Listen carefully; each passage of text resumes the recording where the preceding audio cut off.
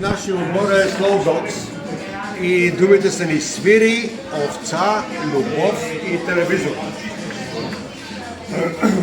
Имало едно време един овчар с 100 овце станало в родовите. Дошли вълци и взяли 99% за нещастие.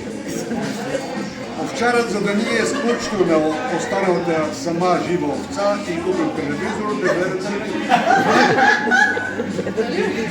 Тя харесвала много детски предавания и най-много харесвала Розовата пантера Пинко, която всички ви знаят.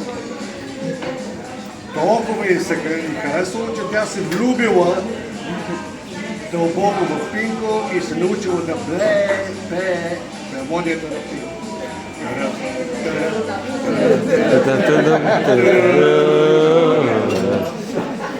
Така, това е мелодията. Състрадателният овчар съпровождал влюбеното блеене на овцата, свирайки на кавал.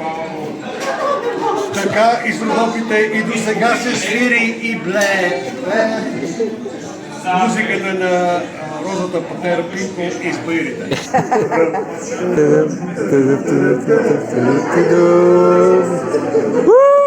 Браво!